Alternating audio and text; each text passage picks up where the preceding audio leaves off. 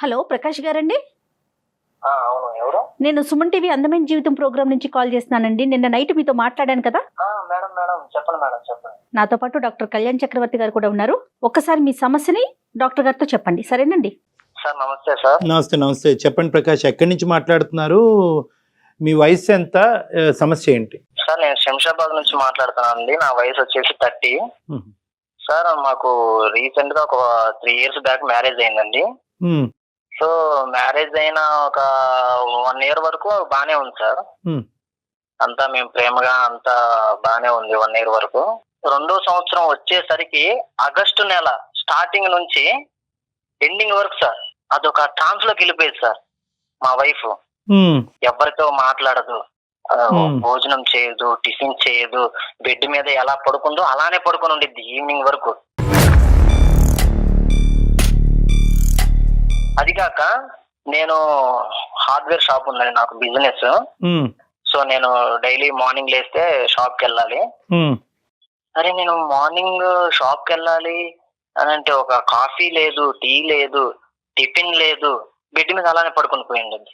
అరే నాకే టిఫిన్ చేయలేదు అని అంటే ఇంకా తనేం చేసుకునిద్దిలే అని చెప్పేసి తనకు బయటికి వెళ్ళి టిఫిన్ తీసుకొని వచ్చి ఇస్తే అక్కడ టేబుల్ మీద పెట్టు తినేస్తా అనేసి ఒక మాటలో చెప్పేసిద్దండి. నేను ఈవినింగ్ వచ్చేసరికి ఆ పొట్లం అలానే ఉండిద్ది, తను కూడా ఆ బెడ్ మీద అలానే పడుకుని ఉండిద్ది సార్. నెలంతా ఇంతేనండి ప్రకాష్? నెలంతా ఇంతే మేడం. అసలు ఆగస్టుకి ముందు, ఆగస్టు తర్వాత, మళ్ళీ ఆగస్టు తర్వాత అంతా బానే ఉండిద్ది మేడం. ఆగస్టు అయిపోయిందో లేదో అంతా బానే ఉంటుంది మేడం. మరి నేను నచ్చలేదా, నేను సరిగ్గా తనని చూసుకోవట్లేదా, తనకి ఇష్టమైనట్టు నడుచుకోవట్లేదా, నా ప్రవర్తన బాగలేదా అని అంటే సంవత్సరం అంతా అలానే ఉండాలి కదా మేడం.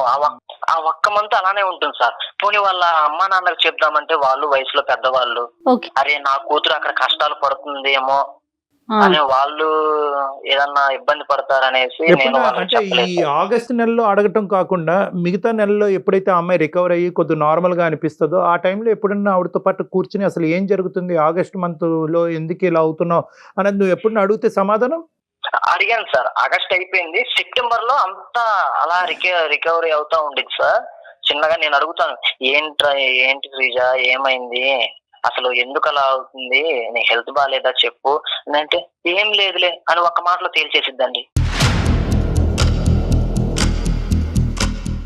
ఆ ఆగస్ట్ నెలలో ఒక్కోసారి తను నిద్రలో లేచి ఏడవటం అవి కూడా నేను చూశాను సార్. ఏంటి అని అంటే ఏం లేదు పడుకో అనే. డాక్టర్ గారు ఇప్పుడు సంవత్సరంలో ఒక నెలలో లేదా కొన్ని రోజులు మూడ్ ఆఫ్ అవటం ఇలాంటివి ఏమైనా ఉంటాయండి జనరల్ గా మనకి? యానివర్సరీ రియాక్షన్స్ అంటారమ్మా వీటిని. జరగరానటువంటి ఒక సంఘటన ఆ పర్టికులర్ టైంలో జరుగుంటే కనుక దాన్ని స్మరించుకుంటూ ఆలోచించుకుంటూ అదే ఫీల్లో వెళ్తూ ఆ మంత్ అయ్యేంత వరకు. సో ఒక డేట్కి ఒక టైంకి ఇయర్లీ అంత ఇంపార్టెన్స్ ఉంటుందన్నమాట. ఈ అమ్మాయి చెప్పకపోవటానికి కారణం ఏంటి అన్నది నేను అడుగుతున్నా ప్రకాష్. నేనన్నా ప్రకాష్? నేను అడిగాను సార్, నాకు చెప్పలేదు. కానీ ఆ ఆగస్ట్ నెలలో ఒకసారి నేను షాప్ కి వెళ్ళే రోజు నాతో మాట్లాడింది సార్. వచ్చి ఏమండి నాకు ఒక 10,000 కావాలి అనేసి అడిగింది సార్. ఎందుకు అన్నాను. అంటే నాకు కొంచెం అవసరం ఉంది అని అంది. అంటే నాకు తెలియని అవసరం నీకేముంటుంది, నేను ఇంట్లో నీకు అన్ని జరుపుతూనే ఉన్నాను కదా, అన్ని తీసుకొస్తూనే ఉన్నాను కదా అని అంటే, లేదండి నేను ఒక 100 మందికి అన్నదానం చేయాలనుకుంటున్నాను అనేసి నాతో మాట్లాడింది సార్. నేను పోనీలే చాలా రోజుల తర్వాత నాతో మాట్లాడింది, పోనీ అదిగా చేసేది మంచి పనే కదా, అన్నదానం అంటే మంచి పనే కదా అనేసి నేను 10,000 ఇచ్చాను సార్. 100 మందికి అన్నదానం చేసిందండి. ఇంకా ఆ ఆగస్టు అయిపోయింది సార్. మళ్ళీ ఇంకా సెప్టెంబర్ నుంచి మళ్ళీ నార్మల్ గా అలాగా. ఆగస్టు నెలకి సంబంధించి తన కుటుంబంలో ఏదైనా ఇష్యూ మీకు ఏదన్నా తెలుసా అండి? తన ఫ్యామిలీ, తన పుట్టింటి వైపు ఏదన్నా ఇష్యూ, మంచి కానీ చెడు కానీ? చెడు అయితే వాళ్ళ ఫ్యామిలీ నుంచి ఏం లేదు మేడం. అంతా మేము బాగానే మాట్లాడుకుంటాము. మా అత్తగారు గాని మా మామగారు గాని అంతా బాగానే ఉండిద్ది మేడం. వాళ్ళ ఫ్యామిలీ పరంగా తనకైతే ఏం ప్రెజర్ లేదు. ప్రకాష్, ఈరోజు మీరు మాకు కాల్ చేయడానికి కారణం ఏంటి అంటే ఆ రీజన్ ఏంటి? అంటే 1 monthలో ఆ అమ్మాయి ఏమవుతుంది అని తెలుసుకునేటటువంటి ప్రయత్నమా? అంటే నా భార్య గురించి అన్నీ తెలియాలి న్యాచురల్గా, లేదంటే ఇది 1 month కాకుండా అన్ని మంత్స్ ప్రొలాంగ్ అవుతుంది అనే భయమా ఏంటి? అంటే నా భయం ఏంటంటే సార్, తను ఆ ఒక్క మంత్ లోనే అలా తనలో తనే బాధపడుతూ ఏడుస్తూ ఎవరితో మాట్లాడకుండా భోజనం చేయకుండా టిఫిన్ చేయకుండా అలానే ఉంటుంటే తన చూస్తుంటే నాకు బాధ వేస్తుంది సార్. న్యాచురల్లీ అది ఏందో అది ఏంటో తెలుసుకోవాలని నేను చాలా సార్లు ప్రయత్నించినా కానీ నాకు ఒక్కసారి కూడా చెప్పలేదు. ఏం చేయాలి అన్న టైంలో నేను మీ ప్రోగ్రామ్ చూశాను సార్. సో మీ వల్ల నాకు సొల్యూషన్ దొరికిద్దని నాకు అనిపించింది సార్, అందుకే నేను మీకు మెయిల్ చేశాను. ఇప్పుడు మనం సెప్టెంబర్ లో ఉన్నాం కదా ప్రకాష్, అవును ఇది సార్. లాస్ట్ మంత్ కూడా ఈ సేమ్ థింగ్ జరిగిందా? లాస్ట్ మంత్ అలా జరిగింది. అన్నదానం మళ్ళీ చేసింది సార్, మళ్ళీ సెకండ్ ఇయర్ చేసింది, థర్డ్ ఇయర్ కూడా అన్నదానం చేసేసి. ఏదో బలమైన కారణం ఉండుండొచ్చేమో కళ్యాణ్ గారు, ఏమంటారు? ఒకసారి ఏమైనా తనతో మాట్లాడచ్చా? తనతో మాట్లాడిద్దామనే మీకు చేశాను సార్. ఒకసారి చెప్పి ఇంట్రడ్యూస్ చేసి నిదానంగా ఇవ్వండి. విద్యా, ముందుగా చెప్తే బెటర్ మేడం, ఎప్పుడు కూడా. ఎక్కడ ఉన్నావా? ఇదిగో నీకు లాస్ట్ మంత్ హెల్త్ కొంచెం బాగాలేదు కదా. నాకేమైంది?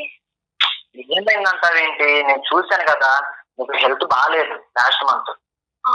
అయితే నేను ఒక డాక్టర్ గారితో, సైకాలజిస్ట్ డాక్టర్ గారితో మాట్లాడాను. డాక్టర్ గారు నీతో మాట్లాడతారు, ఒకసారి మాట్లాడు. నేను ఎవరితో మాట్లాడను. అరే నీకు ఏం కాందే, నువ్వు లాస్ట్ మంత్ అంతా ఎవరితో మాట్లాడకుండా అలా ఉన్నావా? లాస్ట్ మంత్ అంతా ఫుడ్ తినకుండా అలా ఉన్నావా? నా ఏం లేదు, నేను బాగానే ఉంటున్నాను. మాట్లాడ, మాకు ఎదురుకెదురు చెప్ప మాకు. డాక్టర్ గారు లైన్ లో ఉన్నారు, డాక్టర్ గారితో మాట్లాడు.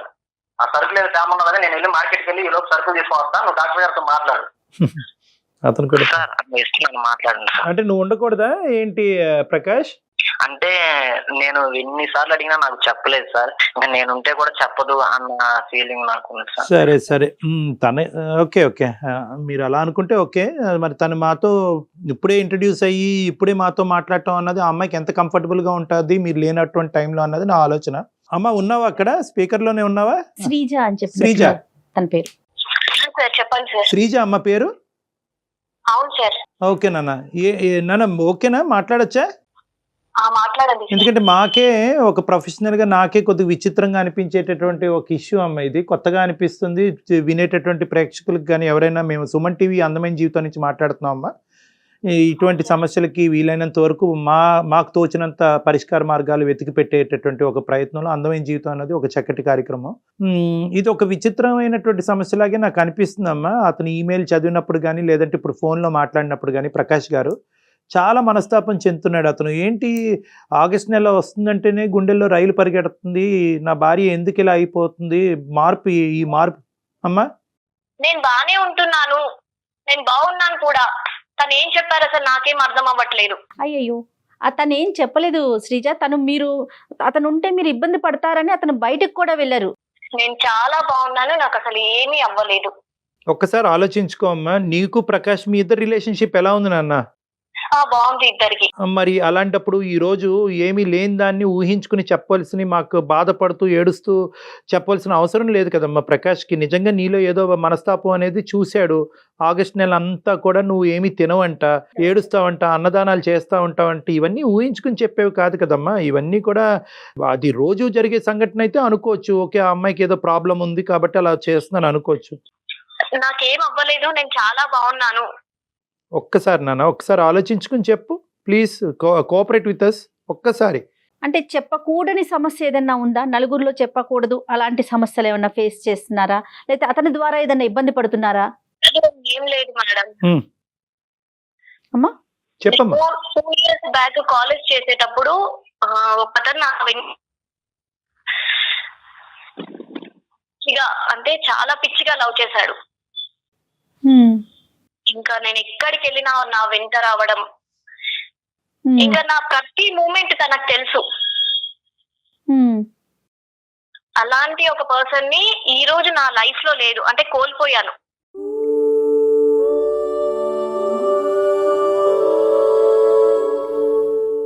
ఏం జరిగింది? లవ్ చేసేవాడు, బాగా తిరిగేవాడు, నేను ఎక్కడికి వెళ్తే అక్కడికి వచ్చేవాడు. 2 years తర్వాత నాకు ప్రపోజ్ చేశాడు. తనకి నేను ఆ 2 years లో తనలో అబ్జర్వ్ చేసింది ఏంటి అంటే, తను స్మోక్ చేయడం, ఎప్పుడు చూసినా స్మోక్ చేయడం, ఆ పాన్ డబ్బా ఈ పాన్ డబ్బా దగ్గర ఉండడం. ఇంకా ఎవరో ద్వారా నాకు చెప్పారు తను డ్రింక్ కూడా చేస్తారు అని. అలా 2 years నా వెనుక తిరిగారు, నేను ఎక్కడికి వెళ్ళినా వచ్చేవాడు. అసలు ఎవరమ్మా ఈ అబ్బాయి? ఎవరు? అది మీ ఇంటి దగ్గర ఉన్న అబ్బాయా? నీకు అంతకు ముందు పరిచయం ఉందా? ఎవరు అసలు? ఎవరు ఇతను? లోకల్లో ఉంటారు కదా. ఓకే. అలా నేను కాలేజ్ కి వచ్చేటప్పుడు వెళ్ళేటప్పుడు బస్లలో ఇంకా ప్రతి మూమెంట్ నన్ను అబ్జర్వ్ చేసేవాడు. అలా 2 years. Okay okay. Local person అంతే, ఇంటి దగ్గర అబ్బాయి. ఓకే. అలా 2 years అయిపోయిన తర్వాత August 1st కి కరెక్ట్ గా నాకు ప్రపోజ్ చేశాడు. ఇంకా అంటే కొంచెం కూడా ఏమనుకుంటారో భయం లేదు, అది ఏమి ఆలోచించకుండా స్మోక్ చేసేసి అలాగే వచ్చేసాడు. ఓకే. వచ్చి ప్రపోజ్ చేశాడు. నేను ఒక కోపంగా చూశాను. నేనేం చెప్పలేదు. అంటే నేను ఎవరిని ఎంటర్టైన్ చేయను ఫస్ట్. ఓకే. ఫస్ట్ నాకు పెద్దగా ఇష్టం లేకుండే. అప్పుడు సిచ్యువేషన్ అప్పుడు ఆలోచించాను ఫ్యామిలీ గురించి, కెరియర్ గురించి. తనని చూస్తే మళ్ళీ నాకు సెట్ అవ్వడేమో అన్ని ఆలోచించి నేను అక్కడి నుంచి వచ్చేసాను. ఇంకేం చెప్పలేదు తనకి. ఇంటికి వచ్చాను కానీ నేను మళ్ళీ తప్పు చేస్తున్నానా, ఏమైనా తను నా లైఫ్ లో కరెక్టా, ఇలా చాలా ఆలోచించాను. అమ్మ, ఈ మనిషిలో నిన్ను ఒక్క నిమిషం నాన్న శ్రీజ, ఈ మనిషి నిన్ను ఇలా ఫాలో అవుతున్నాడు అని అంటున్నావు కదా, ఫాలో అవుతున్నప్పుడు మరి నీ పేరెంట్స్కి చెప్పటం కానీ పలానా వ్యక్తి ఫాలో అవుతున్నాడని కానీ, బాబు నువ్వు ఎవరు ఇలా ఫాలో అవుతున్నావు, ఎందుకంటే వాడు దొంగ అవ్వచ్చు, ప్రేమికుడు అవ్వచ్చు, ఎవడన్నా అవ్వచ్చు, కాబట్టి ఆ రిస్క్ ఉంది కాబట్టి ఎప్పుడు కూడా అతన్ని ప్రశ్నించలేదా నువ్వు? ఏమయ్యా మా ఇంటి దగ్గరే ఉంటున్నావు కదా, నీకు పని పాట లేదా, ఏంటి నువ్వు నా వెనకట్లో వస్తున్నావు అనేటటువంటి ప్రశ్న అప్పటి వరకు రాకపోవటం ఏంటి? నెంబర్ 1. నెంబర్ 2 ఏంటంటే, నీకు కూడా ఈ అబ్బాయి వచ్చి అడక్క ముందు కూడా నీకంటూ ఏమైనా ఒక తెలియనటువంటి లోపల ఒక ఫీలింగ్ ఉందా? కాబట్టి నువ్వు ఏంటంటే అతను వచ్చి అడిగినప్పుడు దానికి సమాధానం చెప్దావు అని చెప్పి ఒక వెయిటింగ్ గేమ్ ఆడేవా? నీ లోపల నువ్వు ఏమన్నా అతని గురించి ఒక ఆలోచన అనేది కంటిన్యూస్గా ఉన్నది. కానీ ఎప్పుడైతే కనుక నువ్వు అంటున్నావు కదా, అతను స్మోకింగ్ చేస్తాడని తెలిసింది, డ్రింకింగ్ కూడా చేస్తాడని తెలిసింది, అంటే నువ్వు కూడా అతని గురించి ఏమన్నా తెలియకుండానే బ్యాక్గ్రౌండ్లో ఎంక్వైరీ చేసుకుంటూ ఉన్నావా? నేను ఎంక్వైరీ ఏం చేయలేదు సార్. కానీ ఎక్కడ చూసినా ఆ సిగరెట్ కొట్టుకుంటూ ఫ్రెండ్స్ తో తిరిగేవాడు. ఓకే. ఒక మనిషి యొక్క క్యారెక్టర్ కానీ క్వాలిటీస్ కానీ మనం ఎప్పుడు అసెస్ చేస్తామంటే కనుక మన లోపల దాన్ని ఎంతో కొంత కన్సిడరేషన్ ఇచ్చినప్పుడే, ఆ సబ్జెక్ట్ గురించి కన్సిడరేషన్ ఇచ్చి ఇవ్వాలా, ఇతన్ని ఆహ్వానించాలా నా జీవితంలోకి వద్దా అని అనుకున్నప్పుడే క్వాలిటీస్ గురించి మాట్లాడుకుంటాం. ఎందుకంటే అతను ఎవరో కాన్కిస్గా వాడు అయితే కనుక వాడు తాగితే నీకెందుకు, స్మోక్ చేస్తే నీకెందుకు, నువ్వు ఎందుకు ఈ పారామీటర్స్ వే చేయటం మొదలు పెట్టావు? అంటే నీకు ఎక్కడన్నా ఉందా ఒక సాఫ్ట్ కార్నర్? అంటే ఉంటది కదా సార్, మనకు అప్పుడు ఆ ఏజ్ అలాంటిది కదా. మన కోసం ఒక పర్సన్ తిరుగుతున్నారు, టైం వేస్ట్ చేసుకుంటున్నారు, వాళ్ళ టైం మనకి ఇస్తున్నారు అంటే ఏదో కొంచెం ఉంటుంది కదా. మరి ఎందుకు వెనక్కి తగ్గారు? అంటే మాట్లాడటం కానీ, మాట్లాడితే ఏమైనా మార్పు చేసుకోవచ్చా, మార్పించొచ్చా అతన్ని? చూస్తే తను చాలా జాలిగా నన్ను సిన్సియర్ గా చేస్తున్నాడు అనిపించేది. ఇంకో సైడ్ చూస్తే పేరెంట్స్ ఒప్పుకోరేమో అలా ఆలోచించి మళ్ళీ కానీ నన్ను ఎప్పుడు చూసినా జాలిగా అలా చూసేవాడు. August 1st నాకు చెప్పాడు, ప్రపోజ్ చేశాడు. నేను వద్దన్నాను, ఏమీ చెప్పలేదు, సైలెంట్ గా ఇంటికి వచ్చేసాను కోపంగా చూసి. ఇంట్లో కూడా అసలు లేనన్నమాట. నీ డైలమాలో నువ్వు ఉన్నావు. నాకు ప్రపోజ్ చేసిన నెక్స్ట్ డే వచ్చాడు, మళ్ళీ ఒక 1 week 10 days కనిపించలేదు. అప్పటి వరకు ఫాలో అవుతున్నటువంటి వ్యక్తి సడన్ గా గాయపడ్డాడేమో, కనిపించలేదు. రైట్. నేను కానీ వద్దన్నానని చెప్పేశాడు, అలా వెళ్ళిపోయాడేమో, ఓకే అని నేను అనుకున్నాను. కానీ నాకు 11th కు వేరే వాళ్ళ నుంచి తెలిసింది ఏంటి అంటే తను లేడు అని, చనిపోయాడు అని. ఆ రోజే చనిపోయాడమ్మా? 11th రోజు చనిపోయాడా? అవును సార్, 11th రోజే చనిపోయాడు. చనిపోయాడంటే ఏంటమ్మా? సూసైడ్ చేసుకున్నాడా, యాక్సిడెంటా, ఏం జరిగింది? సూసైడ్ చేసుకున్నాడు సార్.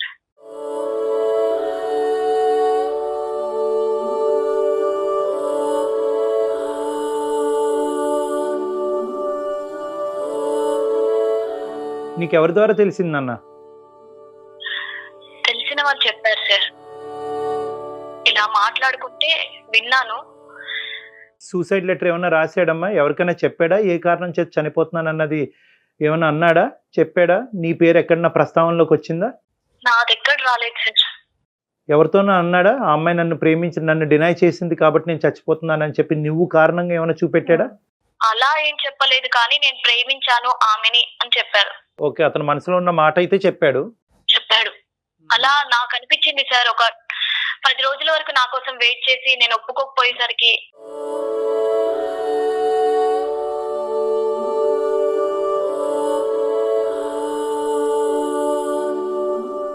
వెరీ సాడ్ అమ్మా, వెరీ మీకు సాడ్. అనిపిస్తోంది అలా అంటే తను ఆ అసోసియేషన్ తన కళ్ళల్లో, ఆ అబ్బాయి కళ్ళల్లో తను చూసిన ఆ తను ప్రేమని. చూసిందమ్మా, ఇంటెన్సిటీ చూసింది. 2 సంవత్సరాల పాటు పగలనక రాత్రనక తను ప్రేమించినటువంటి వ్యక్తి వెనకాతలు వెళుతూ కూడా ఆ అమ్మాయికి అడిగితే ప్రపోజ్ చేస్తే కనుక చాలా సందిగ్ధ పరిస్థితిలో ఉంటాడు. ఆ అమ్మాయి నో చెప్తే కనుక బతకలేను అనేటటువంటిది ముందే డిసైడ్ చేసుకుంటాడు. కాబట్టి చాలా సంకోచిస్తూ ఎక్కడో ఒక విధంగా వచ్చి చెప్పుంటాడు.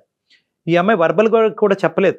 ఈ అమ్మాయి ఏంటంటే ఏమరా నువ్వు, నీకు పని పాట లేదా ఏమి అని ఏమనుకుంటే జస్ట్ ఒక్క ఇమోషనల్ రియాక్షన్కే అతను ప్రాణాలు తీసుకున్నాడు.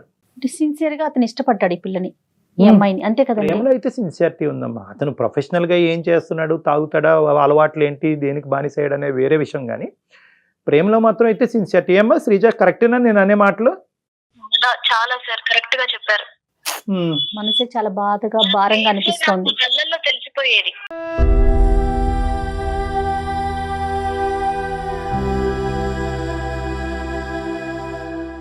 అతను చనిపోయాడు అనేటటువంటిది మా అందరికీ బాధ కలిగింది. ఎందుకంటే ఒక చిన్న వయసులో ఉన్న అబ్బాయి ఎవరైనా సూసైడ్ చేసుకున్నారు అనేటటువంటి మాట మన అందరినీ కలిచివేస్తుంది, ఏ కారణం చేతైనా కూడా.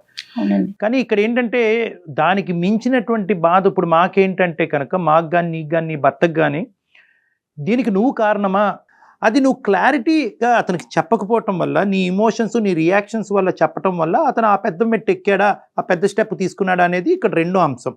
సో ఈ రెండో అంశం గురించి నీ దగ్గర ఏమైనా క్లియర్ కట్ ఎవిడెన్స్ ఉందా, దట్ నా వల్లే, నా డినాయల్ వల్లే ఇతను ఇంత పిచ్చి పని చేశాడు అనేది ఉందా? దాని గురించి నువ్వు బాధపడుతున్నావా, లేదంటే ఊహించుకుంటున్నావా? ఉంది సార్. వాళ్ళ ఫ్రెండ్ నాకు నార్మల్ గా కామన్ ఫ్రెండ్. నేను 2 రోజులు ఆలోచించాను, ఎందుకు, ఏమైంది అని, ఎందుకు చనిపోయాడా అని. తర్వాత ఆ అమ్మాయి వచ్చి నాకు చెప్పింది, నీ వల్లే, నువ్వు రిజెక్ట్ చేసినందుకే చనిపోయాలని.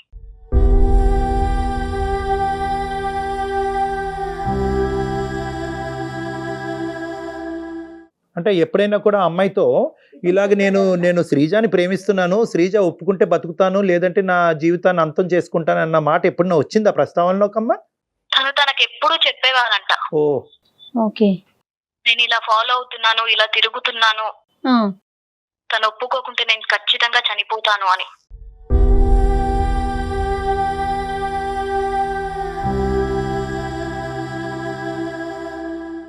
చెప్పాడు. మరి ఎందుకమ్మా నీ దగ్గర వరకు వచ్చి ముందుగానే ధైర్యంగా నీకు చెప్పడానికి ఎందుకు సంకోచించాడు ఇన్ని ఇయర్స్ బట్టి? సార్ ఇప్పుడు మనం ఎవరినన్నా ఎంటర్టైన్ చేస్తేనే కదా వాళ్ళు అవుతారు. కరెక్ట్ అమ్మా, కరెక్ట్. 100%. అంటే నా ఫేసు, నా చూపులు అలా స్ట్రిక్ట్ గానే ఉండేవి. నేను కామ్ గా ఉన్నాను, అంటే నా చూపుకు తను భయపడేవాడు. ఓకే ఓకే, అందుకొరకే తను నా దగ్గరికి రాలేడేమో బహుశా. సో అతను చనిపోయాడు అనే వార్త కంటే నీ వల్లే చనిపోయాడు అన్న వార్త ఎక్కువ బాధ పెట్టింది కదమ్మా నిన్ను? అవును సార్, నేను ఒక పర్సన్ ని చంపేశాను అనిపిస్తుంది.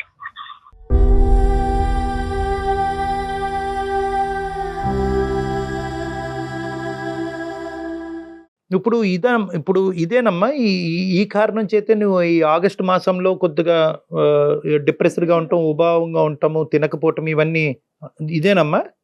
అవును సార్, నాకు ఆగస్టు నెల వస్తుంది అంటేనే ఇంకా నా వల్ల కావడం లేదు అసలు.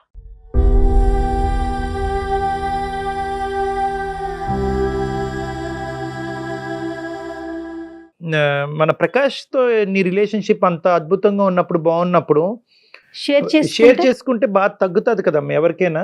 ఇది నీ పేరెంట్స్ కి చెప్పలేవు, నీ ఫ్రెండ్స్ కి ఎవరికి చెప్పలేవు. పెళ్ళైనటువంటి అమ్మాయి ఇలా ఆలోచిస్తున్నావు ఏంటని సమాజం రకరకాలుగా మాట్లాడుకుంటది.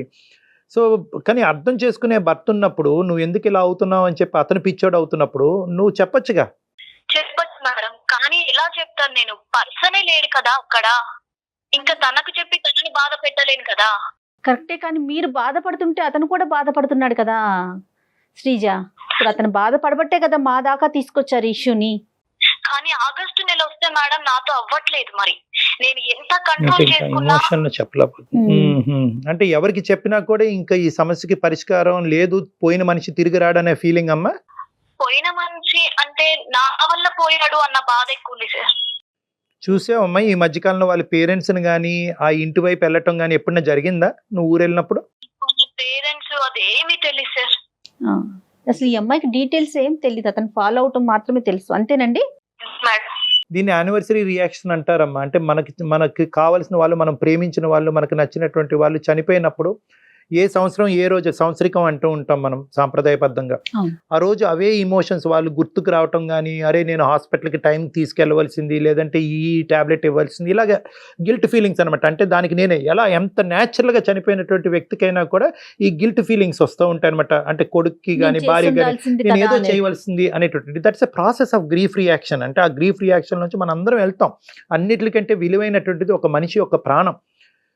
నీ ఇష్యూలో ఆ గిల్ట్ ఫీలింగ్ అనేటటువంటిది ఇంకా ఎక్కువ ఎందుకు ఉంది అంటే కనుక ఇక్కడ కమ్యూనికేషన్లో ప్రాబ్లం వచ్చింది. ఆ అబ్బాయి నీతో నిన్ను ప్రేమిస్తున్నట్టు, ఎంతకాలం బట్టి ప్రేమిస్తున్నట్టు, ఎందుకు ప్రేమిస్తున్నట్టు, అతను పంచప్రాణాలుగా ప్రేమిస్తున్నట్టు అతని మనసులో ఉండేటటువంటి భావాన్ని అతని యాక్షన్స్లో చూపెట్టాడు కానీ ఎక్కడ నీకు వర్డ్స్లో చూపెట్టలేదు. సో అక్కడ ఒక కమ్యూనికేషన్ గ్యాప్ వచ్చింది. రెండో కమ్యూనికేషన్ గ్యాప్ ఏంటంటే, నీకు ఈ మనిషి ప్రేమిస్తున్నట్టు నీకు తెలుసు, కానీ నువ్వు సాంప్రదాయాలకో, పట్టింపులకో, తల్లిదండ్రుల విలువలకో ఇటువంటి వాటికి విలువనిచ్చిన దానివి కాబట్టి నీ పద్ధతిని కాపాడుకుంటూ ఆ మనిషిని డినై చేస్తూ, ఆ మనిషి వైపు కోపంగా చూపెడుతూ నువ్వు నీ మెసేజ్ను కూడా అతనికి ఎక్కడ కమ్యూనికేట్ చేయలేదు. బహుశా ఈ రోజు కాకపోతే రేపైనా ఆ అమ్మాయి ఒక పాజిటివ్ రెస్పాన్స్ ఇస్తుంది అనేటటువంటి ఒక ఆశతో అదే ప్రాసెస్ కంటిన్యూ చేశాడు. 1 కాదు, 2 రోజులు కాదు, వారాలు కాదు, నెలలు కాదు, 2 సంవత్సరాలు. సో చాలా ఇంటెన్స్గా నిన్ను ప్రేమిస్తున్నాడు అని చెప్పినప్పుడు నీ సైడ్ నుంచి కమ్యూనికేషన్ కూడా ఇక్కడ లోపం వచ్చింది. ఏం బాబు నువ్వు ఇలా నా వెంట పడుతున్నావు, నువ్వు టైం వేస్ట్ చేసుకుంటున్నావు, మా ఇంట్లో ఇలాంటివి ఉండవు. ఎందుకంటే నీకు తెలుసు, ఎందుకంటే నువ్వు కూడా ఎక్కడో ఒక పాయింట్లో you're weighing the pros and cons. వెళ్ళాలా వెళ్ళకూడదా, వర్కౌట్ అవుతుందా అవ్వదా, ప్రేమించి పెళ్లి చేసుకుంటే సమస్యలు పెరుగుతాయి తగ్గుతాయని నువ్వు వర్కౌట్ చేసుకుంటున్నావు. ఆ కంక్లూజన్ని నువ్వు మానసికంగా నీ లోపల పెట్టుకున్నావు, అతనికి వ్యక్తపరచలేదు. సో ఇక్కడ కమ్యూనికేషన్ గ్యాప్ వచ్చింది.